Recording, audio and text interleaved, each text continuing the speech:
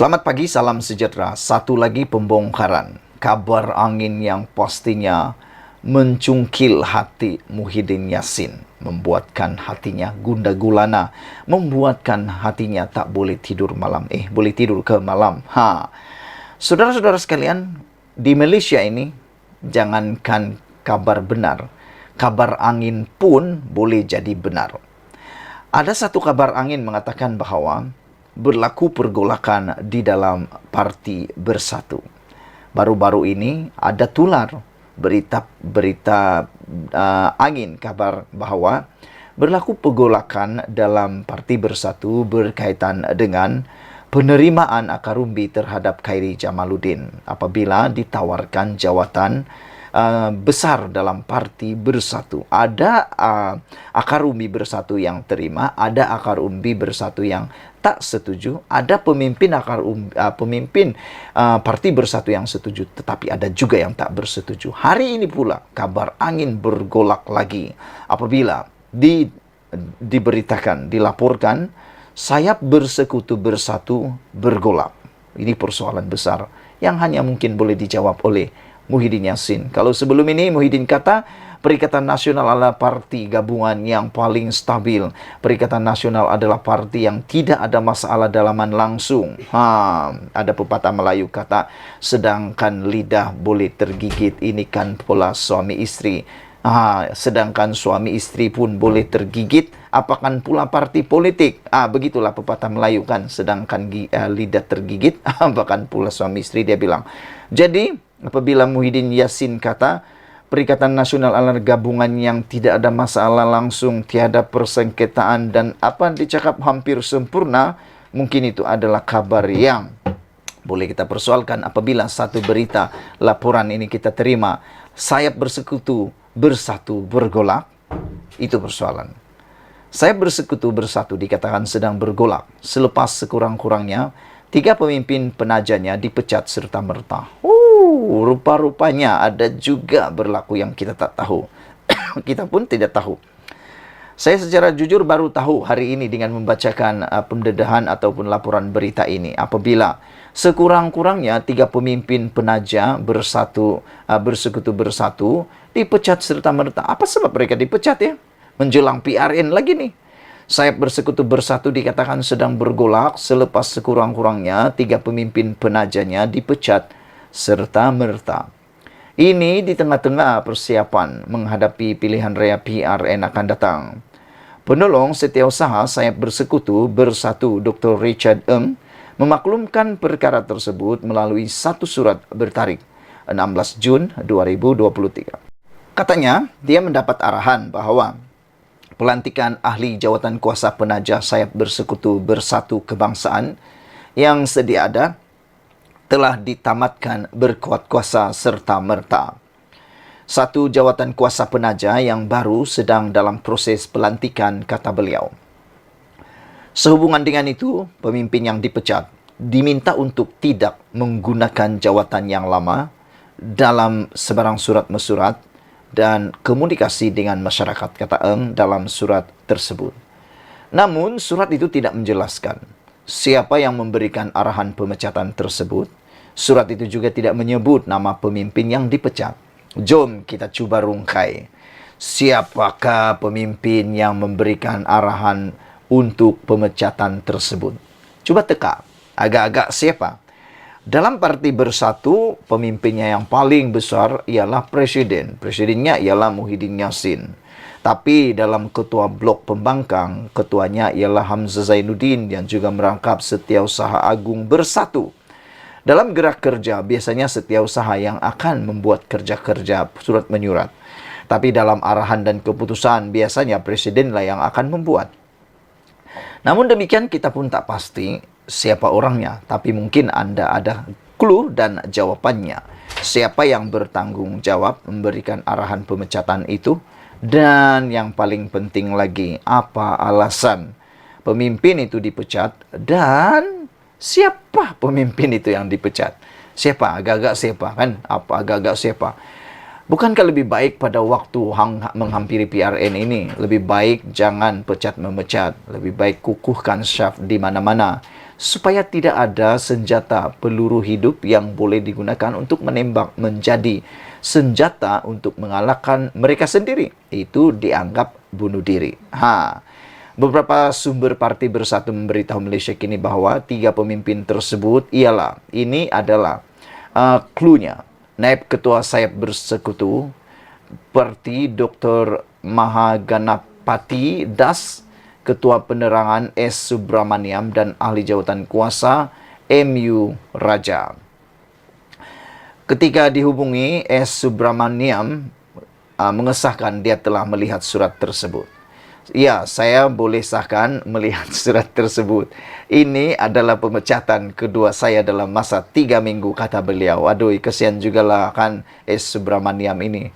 Apabila dia kata ini adalah pemecatan kedua dia dalam 3 minggu. Aduh, ini teruk juga ini kan, sampai 2 kali dipecat dalam masa 3 minggu. Kali pertama saya dimaklumkan melalui teks WhatsApp sahaja. Kali ini surat dikeluarkan tanpa menyebut nama pemimpin yang dipecat, kata beliau. Saya menerima keputusan Chong untuk memecat saya kerana melantik dan memecat seseorang. EJK adalah kuasa beliau. Tetapi saya mengharapkan Chong dapat memberikan alasan yang kukuh ke atas pemecatan saya kerana pemecatan tanpa alasan akan memberikan impak yang tidak baik, kata beliau, merujuk kepada pengerusi Sayap Bersekutu Bersatu. Kata Subramaniam, perkara tersebut telah dimaklumkan kepada Presiden Bersatu Muhyiddin Yassin. Sementara itu, M.U. Raja Pulau berkata dia masih belum menerima surat pemecatan. Saya tidak menerima sebarang surat. Bagi saya masih EJK Bersekutu, katanya. Malaysia kini telah menghubungi pengerusi Sayap Bersekutu, Chong Fat Ful, untuk mendapatkan komen. Bersekutu Bersatu ditubuhkan pada tahun 2021 selaku sayap dalam parti yang mewakili ahli bukan Bumi Putra. Apa strateginya? Kita pun tak tahu. Apa pendapat kamu semua? Sekian dulu untuk kali ini. Jangan lupa tinggalkan komen Anda, tekan butang subscribe. Itu percuma. Malaysia kita punya, kita jaga sama-sama. Cintai Malaysiaku. Nazilin Unity. Bye-bye. Selamat pagi, salam sejahtera. Terima kasih kerana bersama dengan saya di Nazilin Unity Channel. PRN 6 Buah Negeri sudah sah akan berlangsung beberapa hari saja lagi. Ini menjadi persoalan siapa yang akan menang dan siapa yang akan kalah teruk. Di dalam pelbagai isu melibatkan PRN kali ini, isu yang paling panas sekali ialah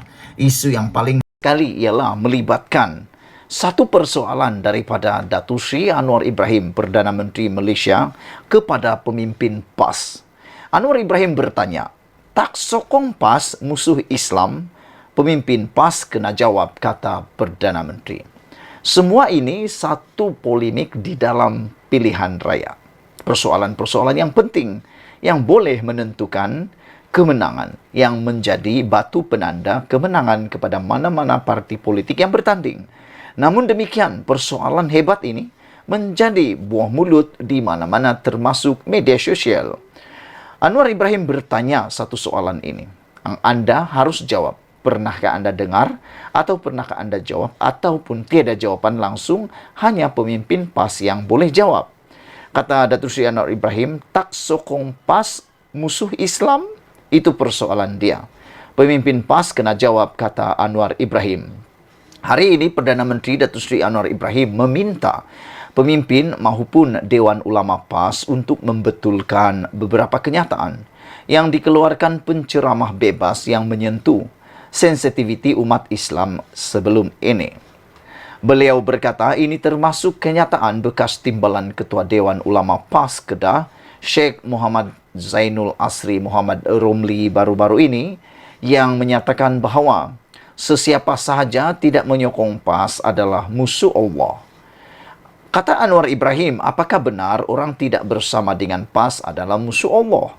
Kalau betul, pasal apa arwah Tuh Guru Tan Sri Nik Aziz sokong saya dan saya bukan ahli PAS pun. Ini mereka pemimpin dan Dewan Ulama PAS kena jawab, kata Datuk Sri Anwar Ibrahim. Anar berkata demikian ketika berucap pada program Minum Petang bersama penduduk kampung Sama Gagah dekat Permatang Pauh hari ini. Sebelum ini, Sheikh Muhammad Zainul mengeluarkan kenyataan berbau hasutan berkait isu musuh Allah ketika program Himpunan Kedah berselawat pada 24 Jun lepas. Namun, beliau telah memohon maaf serta mengakui kesilapan, mengungkap kalimah berkenan. Anwar turut mendesak kepimpinan PAS membetulkan dakwaan lama yang dikeluarkan penceramah bebas itu, antaranya Nabi Adam turun di Gunung Jerai, Kedah. Dua dakwaan Saidina Uthman bin Affan sampai di Kedah. Kita kata dakwa tak mengizinkan kepalsuan. Betulkah tidak? Kalau tidak betul, mengapa tidak ditegur, kata Perdana Menteri lagi. Saudara-saudara sekalian, ini satu pendedahan yang luar biasa yang pastinya akan membuka minda dan juga pastinya menjadi batu penanda kepada keputusan pilihan raya kali ini. Mengikut pikiran dan juga pendapat saya, persoalan ini kalau dijawab dengan tidak berhati-hati, ianya boleh menyebabkan PAS menerima bahana yang besar. Tapi kalau dijawab pula, ianya juga boleh memerangkap PAS. Oleh sebab itulah, persoalan ini sangat penting untuk cuba dijawab oleh PAS.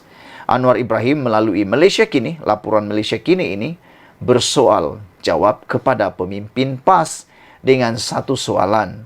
Tak sokong PAS, adakah musuh Islam? Pemimpin PAS kena jawab segera. Perdana Menteri Datuk Seri Anwar Ibrahim meminta pemimpin maupun Dewan Ulama PAS untuk membetulkan beberapa kenyataan dikeluarkan penceramah bebas yang menyentuh sensitiviti umat Islam sebelum ini. Itu sebabnya dalam beberapa kenyataan PDRM baru-baru ini, mereka melarang untuk berkempen menggunakan sensitiviti, terutamanya melibatkan 3R, yaitu agama, bangsa dan raja-raja. Apabila ianya digunakan dalam kempen, maka inilah yang berlaku. Beberapa perkara yang tidak elok dan sensitif menyebabkan perpecahan dalam negara ini.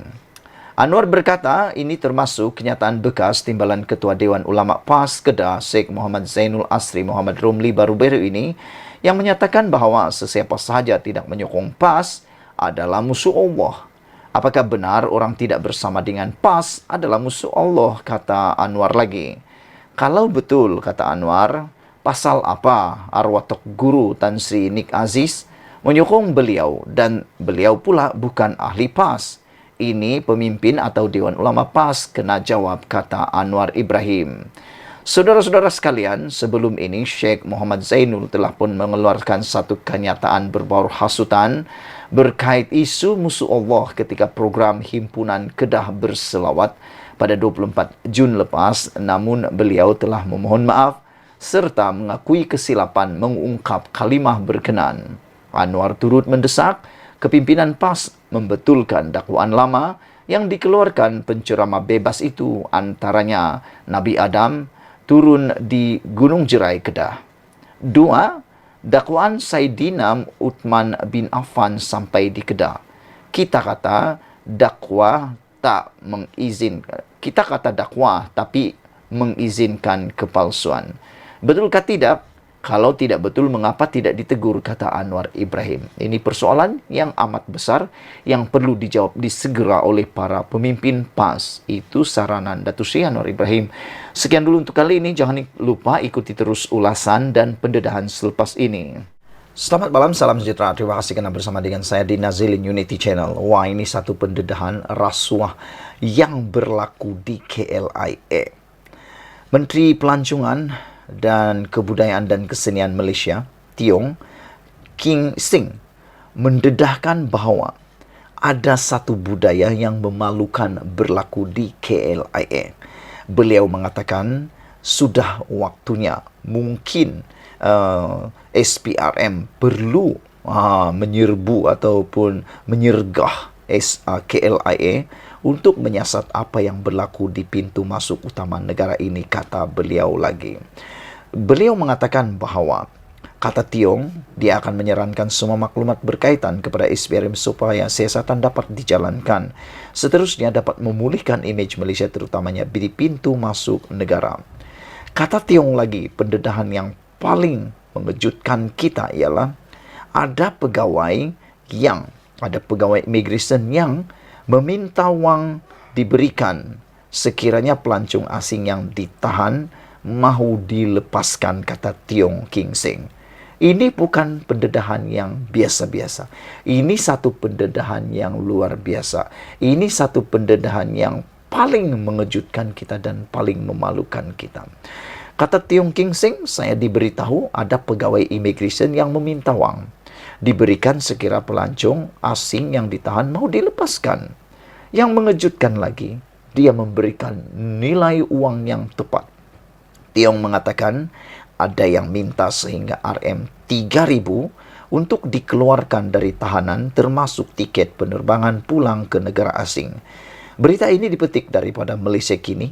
Saudara-saudara, menurut Tiong lagi, tambahan Rm3.000 pula diminta jika mahu pulang ke negara asal dengan kadar segera menerusi laluan khas. Manakala Rm12.000 untuk kos memproses visa. Bayangkan, ini jumlah yang paling besar dan melampau pernah saya baca. Kalau ini benar, bayangkan 3.000 campur 3.000, 6.000 campur 12.000, dia akan jadi 18.000 untuk seorang pelancong. Ini bukan melancong namanya, ini namanya diseksa. Asalnya mahu melancong menikmati keindahan negara Malaysia, tapi akhirnya merana durjana pula yang diterima. Kalau ini benar, memang betul-betul memalukan. Tiong King Seng dalam pendedahannya berkata, dalam kekecohan di KLIA yang dilaporkan berlaku ini, beliau berkata malah wanita yang ditahan tersebut juga tidak diberikan makanan yang sewajarnya ketika ditahan, dan ini jelas melanggar undang-undang, kata beliau. Beliau difahamkan wanita tersebut diberi makan hanya sekali sahaja dalam tempoh 15 jam sepanjang ditahan, katanya. Kata Tiong, dia akan menyerahkan semua maklumat berkaitan kepada SPRM supaya siasatan dapat dijalankan, seterusnya dapat memulihkan imej Malaysia terutamanya di pintu masuk negara. Saya turut diberitahu bahawa ada pegawai immigration yang meminta wang diberikan sekiranya pelancong asing yang ditahan mahu dilepaskan. Yang mengejutkan kita, ada pegawai yang minta sehingga Rm3.000 untuk dikeluarkan dari tahanan termasuk tiket penerbangan pulang ke negara asal. Tambahan Rm3.000 pula diminta jika mahu pulang ke negara asal dengan kadar segera menerusi laluan khas. Manakala RM12.000 lagi untuk kos memproses visa, katanya. Saya rasa ini satu perbuatan yang melampau. Dan saya rasa pendedahan ini mungkin ada kebenarannya. Perlu disiasat segera oleh pihak SPRM. Seperti mana yang ditegaskan oleh Tiong King Seng, Menteri Kebudayaan, Kesenian dan Pelancongan ini, dia sudah merasakan bahawa sudah tiba masanya pasukan SPRM masuk ke KLIA 1 secara besar-besaran untuk menyiasat apa yang berlaku di pintu masuk utama negara kita. Jangan sampai sudah nasi menjadi bubur, barulah kita bertindak. Jangan sampai nama kita sudah kotor di negara luar, baru kita bertindak. Kata Tiong King Seng juga, saya juga mendapat maklumat bahawa adanya pegawai yang mengubah akta yang termaktub dalam perundangan mereka sesuka hati ketika di lapangan. Wow, ini satu pendedahan yang luar biasa apabila Menteri Kebudayaan, Pelancongan, Kesenian dan Kebudayaan ini menyatakan, mengakui, membongkar bahawa ada wujud rasuah di KLIA. Tiong King Seng katakan, kehadiran saya di KLIA membongkar rasuah. Wah, apa pendapat kamu semua? Kalau anda suka dengan pendedahan malam ini, sila share video ini, tinggalkan komen anda. Malaysia kita punya, kita juga sama-sama cintai Malaysiaku. Bye-bye. Selamat malam, salam sejahtera. Terima kasih kerana bersama dengan saya di Nazilin Unity Channel. Sekarang ini isu paling hangat di media sosial ialah berkenaan seorang menteri kononnya menimbulkan kekecohan di lapangan terbang KLIA. Akhirnya, menteri yang bertanggungjawab tampil menyatakan kepada kita semua persoalan itu. Sebelum ini, ianya seperti tidak berani didedahkan siapa menteri tersebut. Namun akhirnya menteri yang berani ini muncul menyatakan apa sebab beliau datang di KLIA dan siapa orangnya. Ikuti terus ulasan ini dan Anda harus dengar apa yang dinyatakan oleh menteri itu sendiri. Jangan dengar daripada orang yang hanya memutar belit cerita.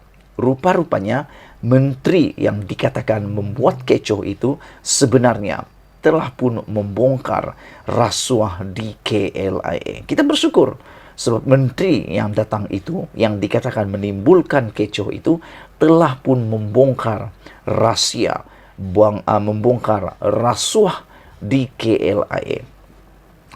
Rupa-rupanya, kalau ikut apa yang diceritakan oleh menteri ini, rupa-rupanya di KLIA wujud rasuah. Adakah Anda tahu? Saya tak tahu. Baru juga tahu. Dan menteri ini ialah Menteri Pelancongan Kesenian dan Kebudayaan. Menteri ini ada kaitan dengan KLIA sebab beliau tahu KLIA adalah pintu kepada pelancongan dan kesenian dan kebudayaan, melibatkan pelancong. Jadi itu sebabnya kita sangat-sangat bersyukur kerana menteri ini walaupun menimbulkan kekecohan, tetapi telah pun membongkar rasuah yang jijik berlaku di KLIA. Menteri akui kekecohan kehadiran saya bongkar rasuah di KLIA, kata Menteri Pelancongan Kesenian dan Kebudayaan Tiong King Sing. Beliau mengakui dirinya adalah menteri yang dimaksudkan dalam kekecohan di Terminal 1 lapangan terbang antarabangsa KLIA semalam. Bagaimanapun, kata Tiong, kehadirannya di sana telah mendedahkan rasuah di kalangan pegawai di lapangan terbang. Saya bersyukur kerana kehadiran saya telah membongkar satu peristiwa yang memalukan negara apabila wujudnya budaya rasuah yang dilakukan oleh segelintir pegawai dan penyalahgunaan kuasa yang kronik di pintu masuk negara, kata beliau. Aduh, ini memang memalukanlah kalau benar apa yang didakwa oleh Menteri Pelancongan Kesenian dan Kebudayaan ini. Memang betul-betul memalukan negara apabila wujudnya budaya rasuah yang dilakukan oleh segelintir pegawai dan penyalahgunaan kuasa yang kronik di pintu masuk negara, kata beliau. Pada mulanya, kata menteri ini, saya tidak mahu mendedahkan perkara ini kerana sedang bertindak mengikut saluran serta platform yang lebih praktikal, kata beliau lagi. Namun, disebabkan isu ini tular dan ramai pengamal media menghubungi saya, maka ini penjelasannya, katanya, kepada satu kenyataan hari ini. Betul lah, apa tindakan Tiong ini? Beliau sebenarnya mahu membuat laporan itu secara bertulis kepada platform yang lebih baik, lebih praktikal tanpa menggunakan media sosial.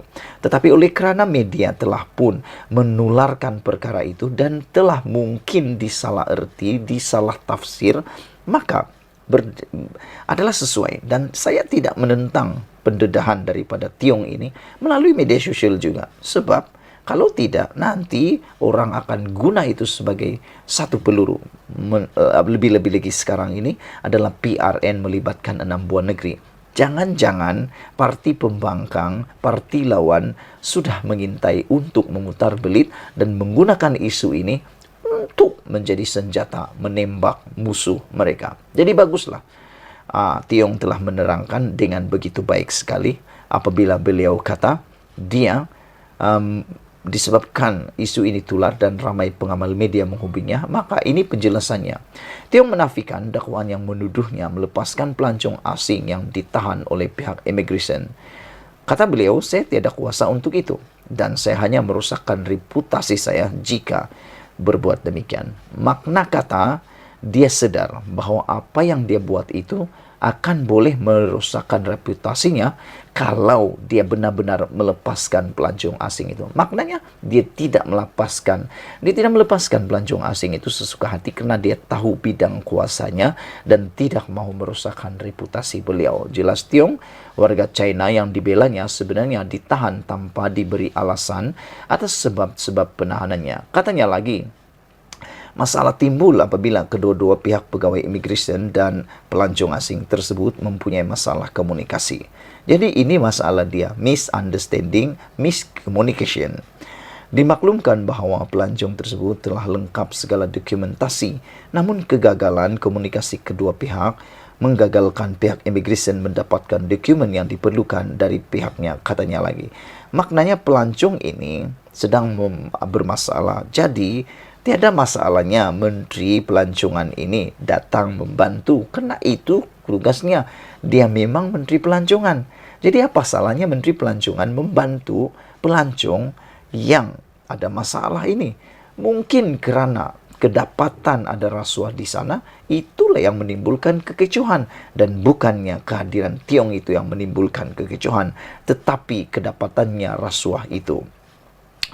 Dimaklumkan bahawa pelancong tersebut telah lengkap segala dokumentasi. Penjelasan Tiong dibuat selepas laporan Bebas News mendakwa seorang menteri yang tidak dinamakan telah menceroboh masuk ke Balai Ketibaan Antarabangsa untuk mempertahankan seorang warga China yang dilarang memasuki Malaysia. Bebas News memetik sumber melaporkan menteri berkenaan mengetahui kejadian itu dan memasuki Balai Ketibaan KLIA tanpa terlebih dahulu memohon pas. Namun demikian, kata Tiong, sedangkan saya memiliki pas yang sah untuk memasuki kawasan tersebut. Jadi mengapa perlu memperbesarkan isu ini dengan memberi persepsi yang salah soal Tiong? Saya masih waras dan tahu batas-batas sebagai seorang Menteri Pelancongan Seni dan Budaya. Apa guna saya sebagai menteri sekiranya saya tidak memberi tumpuan serius terhadap kepentingan negara? Tambahan pula, ia menjejaskan imej negara dan menakut-nakutkan pelancong asing, kata beliau.